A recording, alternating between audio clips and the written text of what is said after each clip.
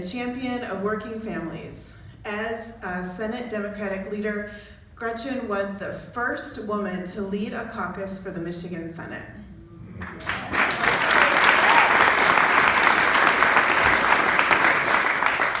Following her service to the state, Gretchen taught at the University of Michigan and Michigan State University, and in 2016 she served as a prosecuting attorney for Ingham County. Now, as I mentioned, Senator Whitmer is one of the Democratic candidates for governor, and if you look at her website, you'll see that she's described in many ways. She's a caregiver, she's a mom, she's a prosecutor, she's a fighter, she's a problem solver. But my favorite role that she lists on her website is a listener. Because I've been traveling this city and this district quite a bit in the last couple of months for my campaign, and the one quality that I keep hearing that is most important to voters is good listening. And that's why these sessions are so important. This event is all about listening and asking and hearing and learning.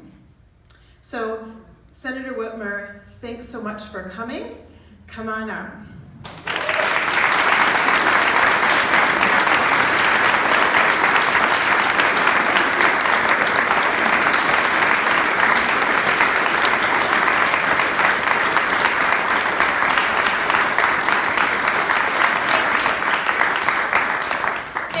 Thank you so much. Now, I was supposed to be here many months ago, and I don't remember the first reason why. I mean, the second time it was a snowstorm. So I told Ron, I said, I don't care if the whole side of the state is on fire. We are getting to this meeting tonight. So thank you for your patience. I appreciate it. I am so glad to be here with all of you, and I've really been looking forward to this. I'm going to start with, since I am a woman, start with telling you the weirdest question I've gotten on the campaign trail. It is this: are you going to run as a woman? I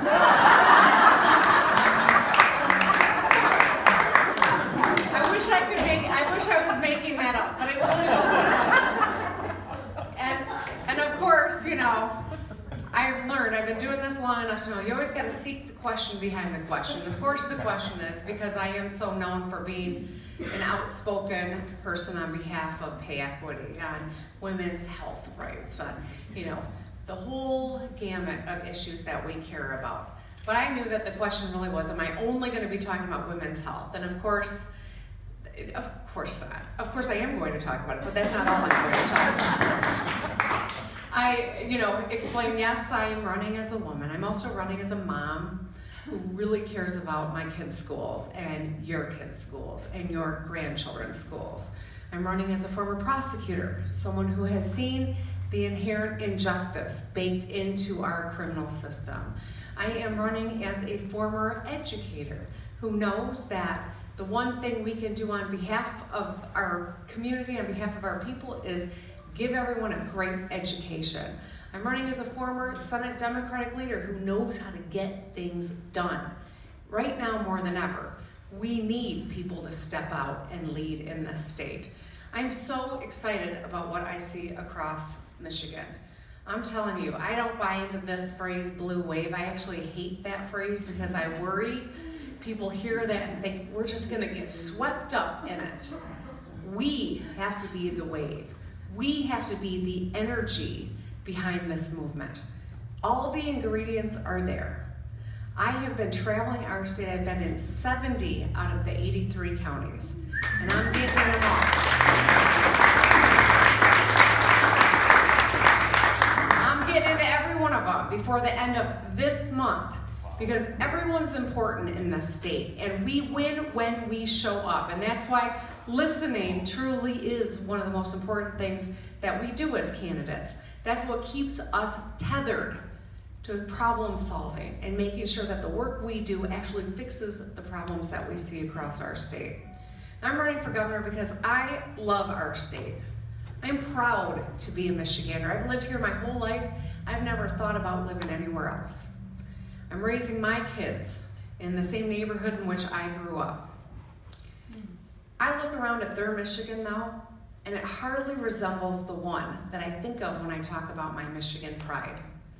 You know, there was a point in time where people moved to our state for opportunity, from around the world, from down south, Kentucky, Tennessee, Alabama, the Middle East. People came to Michigan because in Michigan you could get a good paying job, that you could raise your family up and retire with dignity in this state. In Michigan, you knew no matter what community you called home, your children were going to have a phenomenal public school education. In Michigan, the state that put the whole world on wheels, you could safely travel our roads, and you knew, right? Home to 21% of the world's fresh water, you knew you could turn on that tap and bathe your children and give them a glass of water at the dinner table. I look around at the Michigan that we're living in right now, and it doesn't resemble the Michigan I just described. And you know what I know? Today's Michigan families deserve no less than that Michigan I just described.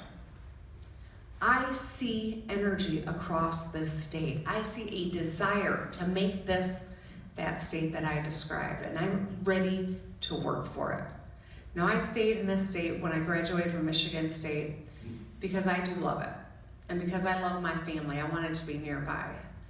And when my mom got sick with brain cancer, because I was here, I was able to take care of her at the end of her life.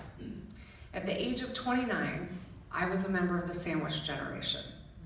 I was pregnant with my first child, and I gave birth 2.5 months before my mom died. Fortunately, I had a girl because I was determined to name that child after her.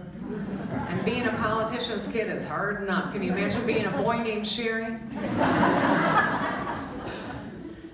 But you know, I tell you this story because it was the hardest couple years of my life. I had to fight my mom's insurance company to make sure that her chemotherapy was covered. I had to figure out how to go back to work as a freshman legislator and how I was going to continue to nurse my baby. Arranging daycare, writing my mom's end-of-life plan. And I tell you this story because it was this time in my life that eliminated my patience for politicians that want to politicize our problems instead of solving them.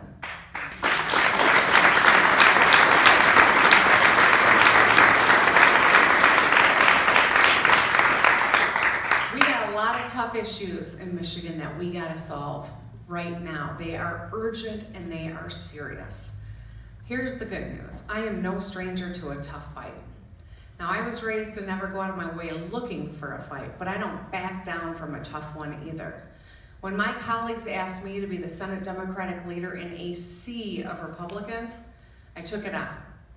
When the judges in my county asked me to come in and clean up our prosecutor's office when our elected prosecutor left after a sex scandal, I took it on.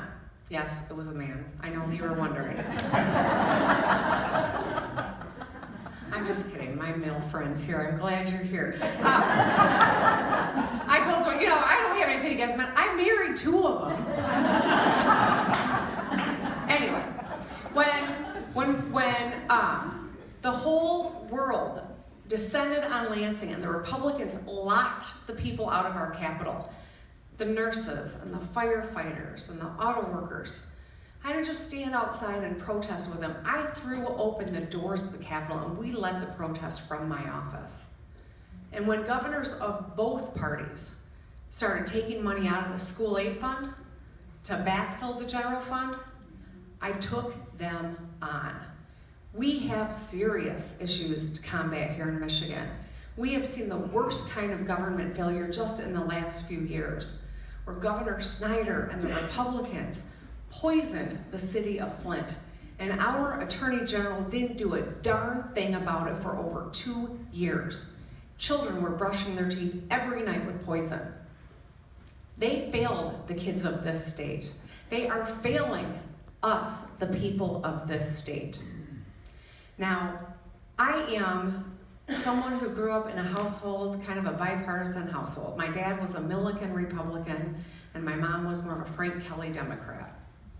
And you know who those people were. I don't use those, I don't refer to that on campuses because people are like, who? And so you also know that the Milliken Republicans are all Democrats now too, right? Including my father. But you know, in our household, while we had some interesting conversations, of course, they always centered around some core values. One is this: everyone's important. Every one of us is important. We have people in Lansing right now who don't think some of us are important. That's why I'm traveling as much as I am to make sure I get into every community in the state, because everyone is important. People who live in red counties are just as important as people who live in blue counties, because this is about the people of our state. And that's number two. Our allegiance has to be to Michigan, not to a political donor and not even to a political party. I'm a Democrat, I'm proud of that. But our allegiance has to be the people of this state. If we had more people in Washington, D.C. whose allegiance was to the American people, we'd have a very different situation going on in D.C.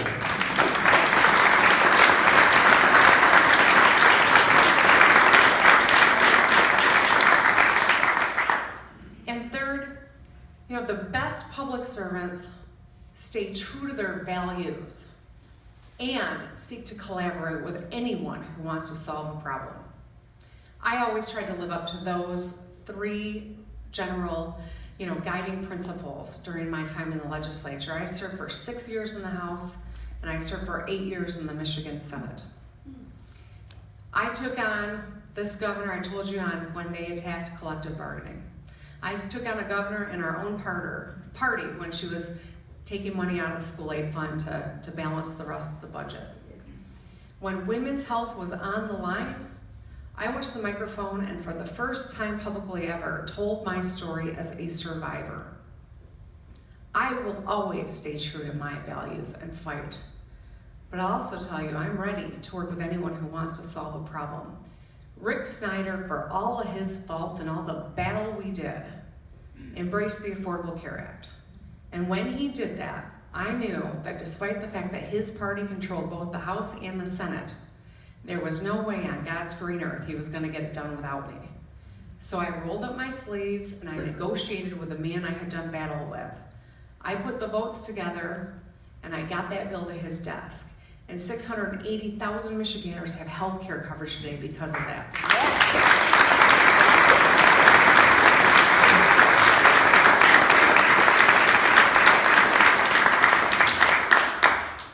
As I get around our state, whether I am in Gogebic County on the western end of the UP, or I'm standing here in Midland, or I'm on the west side of the state, the dinner table issues are the same for so many families. We have to start making this the state that gets back to educating our kids right. Let's hire a governor who's more beholden to children and educators than they are to the DeVos family.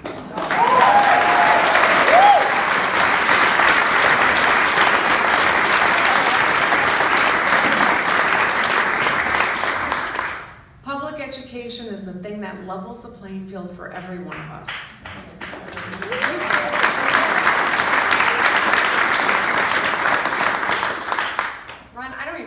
This up here. I haven't looked at it once. But let's not forget to take it home. It's time for universal early childhood education for every child in this state.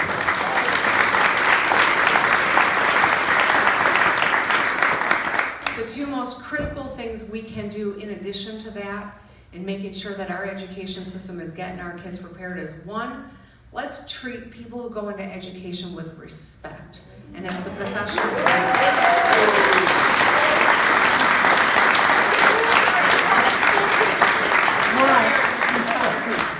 the retired teachers over here are heckling one another. You know, no one goes into education because they think it's going to be lucrative, right? It's a calling. And it is the backbone of our communities, and it is the backbone of our economy. And for too long, we've had legislators who are listening more to Betsy DeVos than to the parents, the children or the educators of this state. It is criminal that I have met so many teachers who are on the bridge card because they don't make enough money to put food on the table. That must change. It is time for us to pay educators what they deserve, treat them like professionals that they are, raise them up and empower them to have a real voice in all the legislation that's being generated in Lansing. I don't know what way Lansing is, but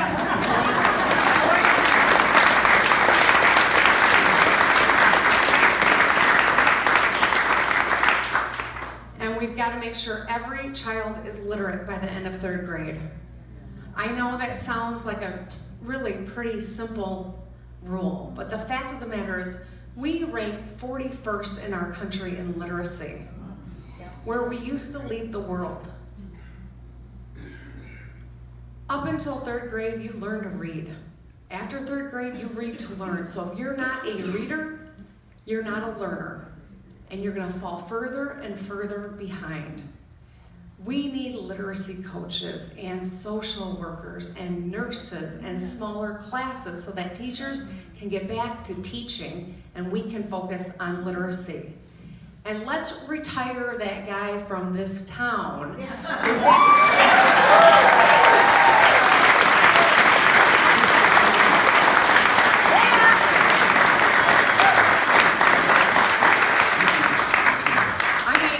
maybe you don't want him here full time, but I think that. But he's in court challenging and saying that Michigan kids don't have a constitutional right to literacy. I beg to differ, and we're going to prove him wrong after this election, right?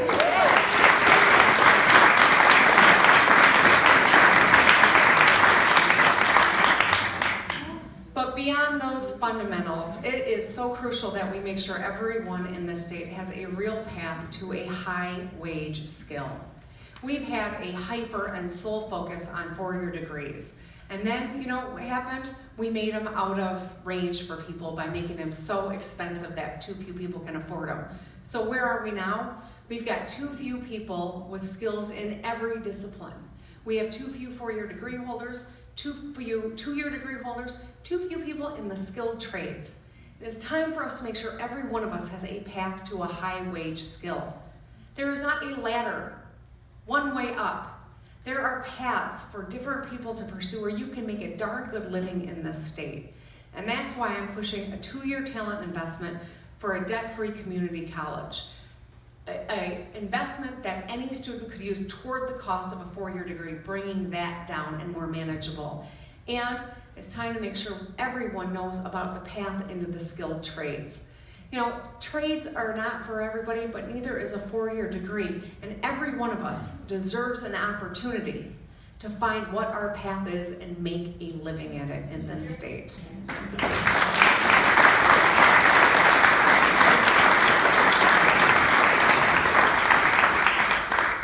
And then, of course, infrastructure. As I'm talking about the dinner table issues, right? That glass of water at the dinner table, or the roads that are damaging our cars, where we keep paying to fix our cars instead of fixing the damn roads. Oh, can I say damn in church? That's how people talk about it. So I call it Fix My Damn Roads tour, and people are like, oh my gosh. So that's what people say everywhere I go. I put an infrastructure plan on the table that really harnesses all of the available funding and makes a real commitment, $3 billion commitment to getting Michiganders to work, rebuilding our roads, laying the groundwork so that we've got rebuilding of water infrastructure underneath the ground, as well as the opportunity to work with the private sector and lay conduit so everyone actually gets connected with broadband in this state. We've got to get our house in order. Flint, Michigan, people are still suffering. I was there last weekend with the Teamsters and the UAW, and we handed out 50,000 bottles of water. There were people lined up at 8 o'clock in the morning, and we didn't get started till 2. It is an unconscionable crisis that continues. But let me tell you this, 71 communities across the state have even higher lead levels in their water than Flint does today. That's why this infrastructure is so crucial. We can tackle these problems. We will fix these problems and make this the state that our kids can thrive in, that they stay in, and that others come to for opportunity again. We didn't get here overnight. We can't fix it overnight, but we can fix it, and we will. It starts by winning these elections this year. It starts with sweeping the governor's office, the Secretary of State, and the Attorney General, and sweeping every Democrat into the House and Senate.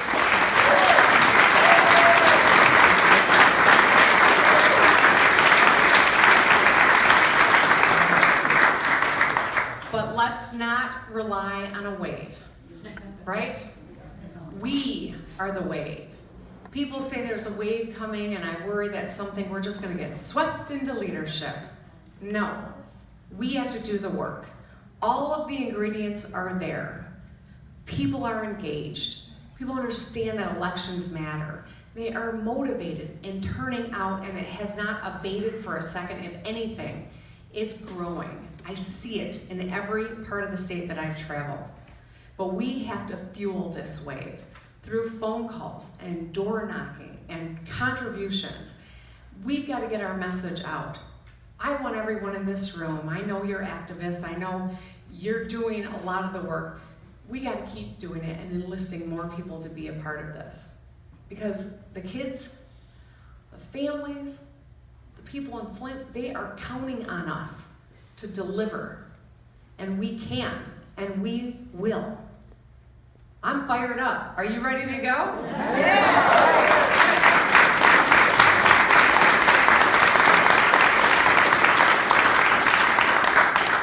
So I'm going to open it up for Q&A, but I want to first tell you this. Of all the miles I put on my car, and 2 windshields I've replaced, by the way. Damn roads. Every single day, there's someone or something that happens that reminds me what this is all about. It's the teacher who thanks me for doing this and fighting for her and the kids in her classroom. It's the parent, or it's the story that I'm about to tell you. Not long ago, I was reading with some children at the Detroit Children's Hospital. I was invited to come in and read with some kids. All right, sick kids, right? In hospital gowns. One was hooked up to an IV. One was 5 and one was 11. Each had their mom there as well, and one had their grandma there too. And we got done reading, and the mom of the 5-year-old said, Malachi, his name was, she said, she's running for governor. What do you think she should work on? And of course, 5-year-olds don't know what the heck governor is. So she said, she might be in charge of the state. What do you think she should work on? And this little boy thought for a second. He said, well, I want everyone to be able to read. Okay, I don't know how many 5-year-olds you hang out with who lobby for literacy. But I was amazed. They usually want later bedtimes or more candy, right? I don't think it's because he saw 60 Minutes with Betsy DeVos, but maybe. Maybe he knew how bad things were. But the 11-year-old chimes in and he said, well, I want everyone to have water, clean drinking water. And his mom said, tell her where you're from. And his name was Corey, and Corey was from Flint. And I turned to the moms and I said, what do you moms want me to work on? And they said, I just want you to fix the damn roads. And one mom was particularly animated, and I said, okay, there's got to be a story here. Why is that your number one issue? And she explained, she has a child in the Detroit Children's Hospital. She lives in Flint. She's got 3 other kids at home, driving down to see her child, and hit a pothole, and it destroyed the rim on her car. All right? A lot of people in this state, most people in this state, don't have a credit card they can just charge, $800 on to fix their car, right? So she had to figure out how to come up with the money. You can't do it part way. You can drive around with a broken windshield, but you cannot drive around with a broken rim. So it had to be done, and you couldn't do it in installment. You had to pay it all up front, right? So she had to figure out how to do that. Missed that time with her child in the hospital, and had to hightail it back in time to take care of the rest of the family. There are a lot of great things going on in this state, and it is a phenomenal place to be from and to live in. But we got a lot of work to do. And it's stories like that that keep me getting up and starting drinking my coffee at 5 a.m. until I collapse in bed at 11 and do it the next day. I will work like that as your governor. I hope that you'll help me get there. Thank you.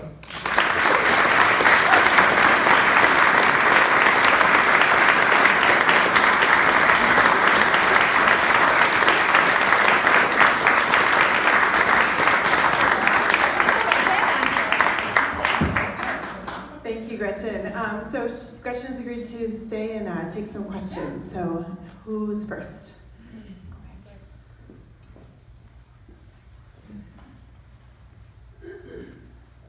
Hi there. I have a question about the Nestle water that has been recently increased. The DEQ, it's my understanding, increased the amount of water that is going to be pumped out of Michigan. My question would be, do you know whether or not the governor of our state has the ability to rescind that permit? Or did you find out? I believe that we do, and I believe that I would. I not believe it, I can tell you that I would. I think, so, you know, I grew up on the west side of the state. I was born in the Lansing area, and I grew up in Grand Rapids. I lived on a river. We would go out to Lake Michigan and fish. You know, water defines us, right? It defines our borders, it defines our psyche in this state.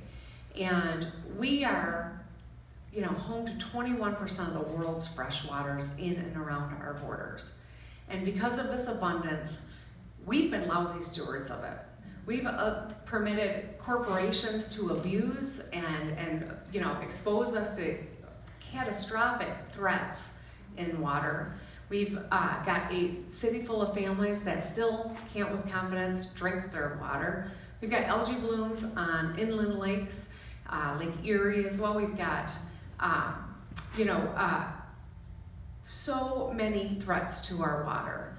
It is time for us to act like the Great Lakes state. It is time for us to harness the brains and the research universities and the water and make this the place people come to learn about water stewardship and management. You know, the state of Israel doubled in size during World War II, and they were the desert. And because of this, out of necessity, they became the best innovators and stewards of water on the planet. Michigan's the opposite. It is time for us to act like leaders and to be the place that people come to learn how to manage water. Because this resource is not infinite. This resource is getting more and more valuable as the climate continues to change. And this resource is under attack. I don't want Nestle pulling water out of the ground, and I don't want Line 5 exposing us to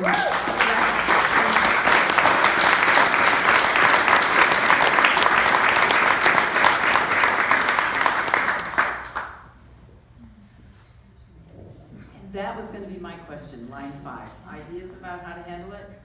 Yeah, so let's talk about Line 5 for a second, because I've been in this race for governor for 16 months. I mean, that's longer than most elections. Yeah. But one of the things that we've done as Democrats, which the Republicans haven't done, we've shared many stages together, me and the other people that are running on the Democratic side. I think we've had 15 forums or debates, and it's been really good and healthy. I hear frequently people make the comment, I'm going to shut down Line 5 on day one. And I always have to take a breath and explain, listen, it's not like in the governor's office, there's a curtain and you pull it back and there's a spigot and you just shut down Line 5, all right? What is Line 5? Line 5 is the Enbridge pipeline that runs through the Straits of Mackinac and is pumping through oil under the straits. It was recently damaged by an anchor strike. It would be catastrophic to the Great Lakes, to our water, to our tourism, to our agriculture if there was a puncture in a lake. And this is a company that's had many lakes, right? And so their studies have been, debunked by scientists, so I don't trust any representation that they've made. So there's not a spigot in the governor's office. We have to have a real legal strategy to shut down Line 5. It won't be easy, but I am determined to go to court on day one to file to enjoin the easement that Enbridge has underneath the Straits of Mackinac, and I will sustain that lawsuit until we get that line out of the Great Lakes. Question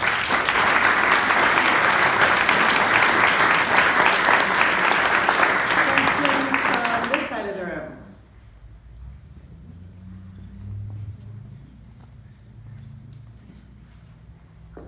Yes, can you explain how you would pay for that costly infrastructure you're referring to? Yes, I can. So, during my time in the legislature, I cast a lot of votes, and some of them were to fix infrastructure. We negotiated a bipartisan package. It was negotiated with Governor Snyder and the House of Representatives, and myself and the Republican leader in the Senate. We, the Senate, put our votes on the board. One of those votes was a gas tax that would be dedicated to infrastructure. One of those votes, we cast a lot of tough votes. You know, anytime you ask someone to cast a vote like that, it's not easy. But you know, it was the right thing to do. My criteria was this: it has to fix the problem, and it has to be a real solution in perpetuity, not another one of these sunset gimmicky BS things, right? Well, I'm getting kind of colorful. You can tell it's the end of the night. Those are just Bill's initials. Anyway.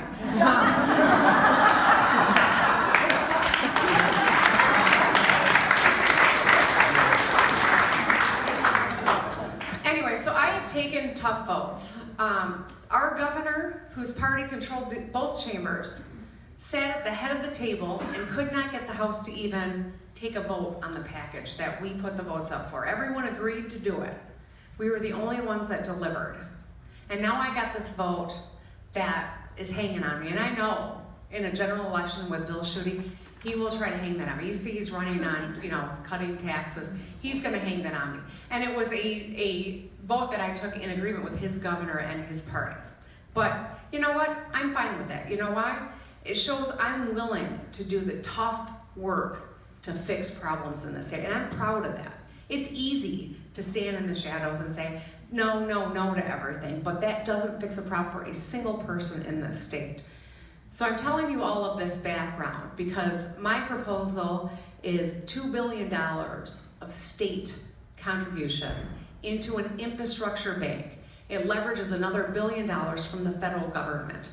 It stays in an infrastructure bank so the dollars actually go to where they're supposed to be, because understandably we're all very skeptical that the legislature puts the money where it's supposed to go, and that's why this infrastructure bank is the smartest way to do it.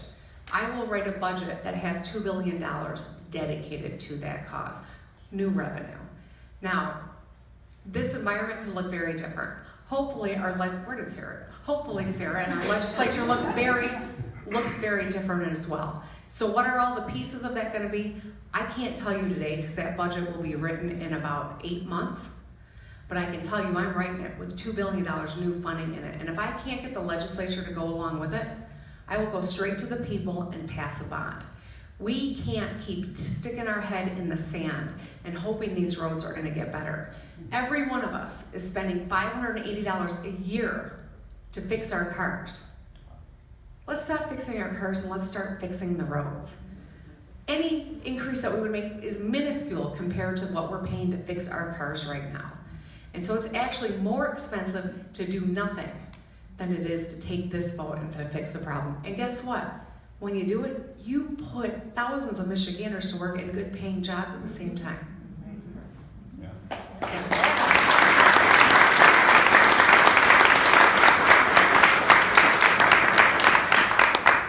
Recently, there was a poll, and I don't know the reputation of this poll, that had you behind one of your Democratic colleagues. Mm-hmm. And if this is indeed the case, what is your strategy in these months between now and August to eliminate that? Yeah. Well, yeah, so there was a poll that was done recently, and I think it had us within the margin of error, neck and neck, him maybe up a few points, Sri Tanadar. He's spent $4 million on television, and I haven't spent a dime yet, and we're within the margin of error. I'm not a millionaire. I don't have, millions of dollars in a bank account that I can just put online. I've got to build a campaign the grassroots way. I'm really proud that we have broken records doing that, and most of the money that we've raised, like 84% of the money we've raised is from Michiganders, and it's like $100 or less. That's what a real movement looks like. And so an name ID poll today, I don't put a lot of stock in. I mean, I'd prefer to see my numbers higher, but you know what? It's still extremely early, and we haven't even been on television yet, and it's within the margin of error. So I'm confident that our message focused on these dinner table issues and about the love of the state and the knowledge about how to deliver on these things that only I bring to the table, I think that's what'll set us apart and get us over the finish line. But you know, I need your help. I really do. And if you're inclined, I'd love to, you know, pull you into the campaign, because we've got to get our message out. And the more people on the ground who can help, the better. Thanks. Hi.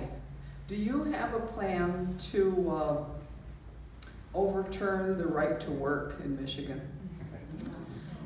Well, so I told you, you know, I was the Senate Democratic leader when they pushed that through, and I worked my tail off against it. I saw someone in here with a shirt that said, you know, nevertheless she persisted. So during that debate, they kept gaveling me down, and I got so angry. I said, "Go ahead and gavel me." And someone made a T-shirt out of that, and so that's kind of like the nevertheless she, you know. Anyway, you know, I recognize how important organized labor has been to creating the middle class, and it all happened right here in Michigan. We have been under sustained attack from the right. You know, when they came after collective bargaining, the governor proclaimed that it was because he had just driven through Indiana, and it struck him as this great idea, because look how great things are in Indiana. Have you ever seen Indiana's like outcomes and standard of living? It's nothing to envy. But this was the rationale. They pushed it through, and then we hear the DeVos family was the one that came in and said, go after, weaken it, because that's some of the strength of this party. The fact of the matter is, I believe in the right to collectively bargain. I believe we need to be able to join our voices, especially when we have more and more discrepancy between people that run businesses and the people that do the work of those businesses. I recognize that I cannot unilaterally undo right to work. I need a legislature to send that bill to my desk so that I can sign it into law. That's another one, kind of like line 5. I can't just stand here and tell you I can unilaterally do that. I need a legislature. I would love to have a Secretary of State and an Attorney General who's going to have my back, and a legislature that'll get that to my desk so I can sign it. What I can do though, is veto any more attacks on prevailing wage. I can respect state unionized workers in the negotiation process. I can stop the attacks through civil service on our unionized employees. I can make sure anyone who's contracting with the state of Michigan respects the right to collectively bargain. There are things that I can do unilaterally, creating a department that actually enforces safety laws and keeps workers safe in this state. And work to make sure that we take redistricting away from that legislature.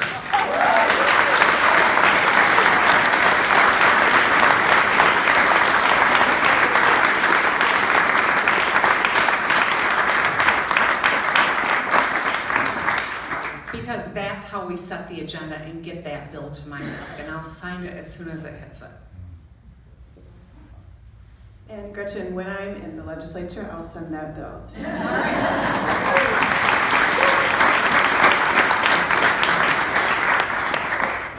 The issue of legalizing marijuana is, legalizing marijuana has come to a lot of states, and I believe it will eventually come to Michigan.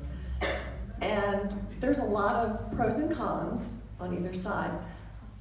But regardless of whether it's a good or bad thing, if it does come to Michigan, what is your plan for how we regulate it, how it's taxed, how it's handled, so that it's not just a free-for-all? Yeah, so thank you for the question. In 2008, I was the co-chair on the stem cell campaign. And part of the experience of having served in the legislature, I introduced legislation to try to make Michigan in line with what other states were doing in regard to embryonic stem cell research. There's so much promise for cures through this cutting edge research. Michigan at the time was one of only 5 states that banned it. We'd throw you in jail for doing the cutting edge research that other states are doing. That some states were actually funding. We would throw you in jail in the state if you were doing that. So I couldn't get it through the legislature because of it's so gerrymandered. And so I went with my colleague Joe Schwartz, Republican. We co-chaired and went straight to the people, and we passed that in 2008. On that same ballot was medical marijuana. I endorsed that too at the time, and everyone was so freaked out because they thought that's so radical. I mean, how quickly does the world change, right? 10 years later? But you know what? I did it because I took care of my mom at the end of her life. I know that if there's a hope for a cure for glioblastoma multiforme, or diabetes, or Alzheimer's or Parkinson's, that we have a duty to work toward those cures, that it's good for the state and the people that live in it. I also know that if my mom had had access to cannabis and it might have helped her keep her appetite up and help her be stronger throughout the chemotherapy, that would have been a good thing, and I wanted that to be available to others. Mike Cox, our Attorney General at the time, and Bill Schuette fought medical marijuana and created the system that is so unworkable that patients aren't able to get access to their medical cannabis, that it's been unpredictable and it hasn't worked. They now point at this as a reason that we should, defeat everything, right? Even though they created the problem. That's why this ballot initiative, I believe it will pass, and I believe it will pass this year. The way they've written it, it already dedicates the funding that comes from it. So like 30% goes to schools, 30% goes to health, some goes to infrastructure, some goes to law enforcement. I think that's how it is. But we have a duty to make sure we promulgate rules. Unlike Mike Cox and Bill Schuette, we have to figure out how to make it right. We can't just dig in if we didn't like it and make sure it fails. We have a duty to get it right, to make sure it doesn't get in the hands of people that are under, I think it's 21 is the way that it's written, to make sure that it really is regulated.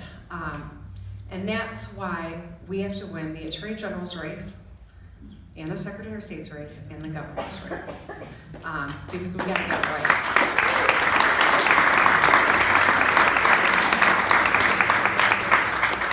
Take 2 more questions. Okay. With your father being the former CEO of Blue Cross Blue Shield and the Blue Cross Blue Shield PAC allowing your campaign to access their members' addresses to fundraise from, do you see this as a conflict of interest when it comes to healthcare? No, not at all, and here's why. My dad retired from that company many, many years ago. And because I'm a woman and because it's where my dad worked, I think it gets held against me, even though I've established myself as an independent, strong. No, I know, it's out there. I'm certainly not picking a fight with you. I'm just giving some perspective, right? I was recently in an article, and I'm 46 years old. I've got 2 kids, 3 stepsons. I've got a couple of degrees. I've taught at 2 of the finest universities on the planet, and it started with saying where my dad worked, to define me. So, it is what it is. But here's the point. Anyone who casts aspersions on who I am and what I've done is not familiar with my record. I have been a proud fighter on behalf of working families of this state. I worked my tail off to make sure more people were covered by Medicaid expansion. That is where my work has been, that is where my heart is, and that's where it will always be. I told you 84% of the dollars that I've raised are from Michiganders, and it's $100 or less. I'm really proud of the grassroots nature. I know that there are people with agendas who are trying to make something there that's not. I'm always going to do what is the right thing on behalf of the people of this state. That's when I started telling you about my allegiance. Has got to not be to a political party, not to a campaign donor, but to the people of this state. Yeah.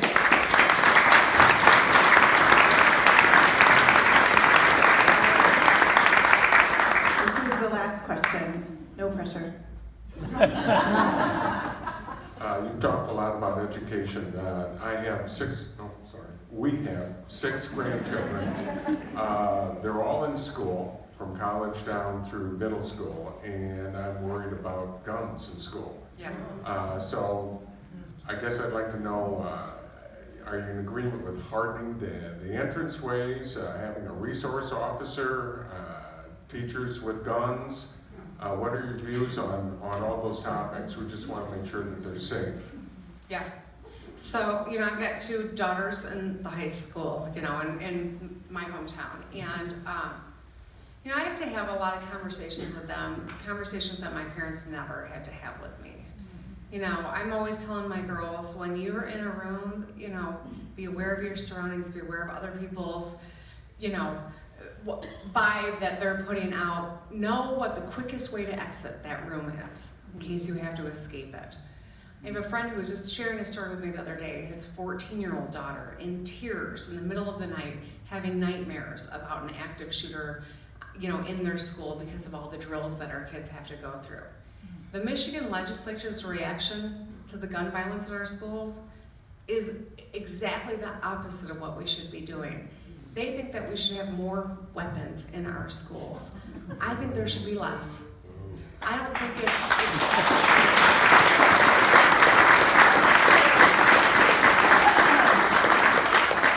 I believe in a strict policy of no weapons on campuses, in schools, in stadiums, in places that serve alcohol, in churches and hospitals. It's pretty simple.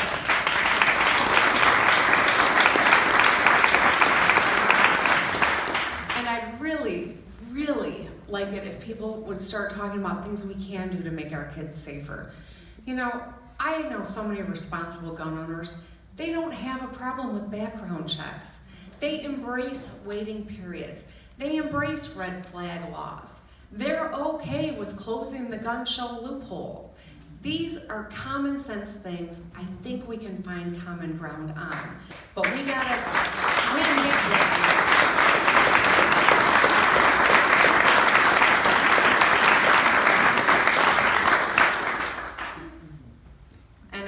I don't know that I believe, I've been on the record since I think my first campaign. There was a lit piece that we did that has me looking real mean, and it's about gun safety.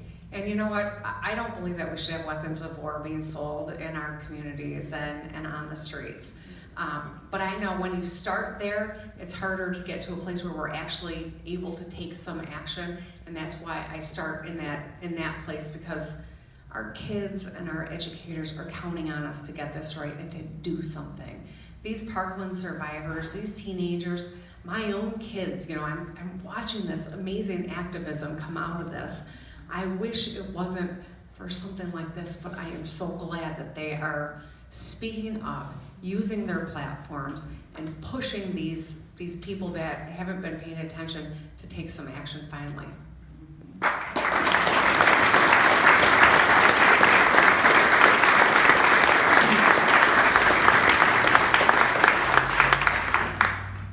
Thank you so much, Gretchen, for coming out. I really appreciate it. I appreciate your persistence in making this meeting happen, and I appreciate our persistence and Carol, and she's been persisting, and we think you don't have enough purple in your wardrobe. And so we're giving you a sweatshirt. Awesome.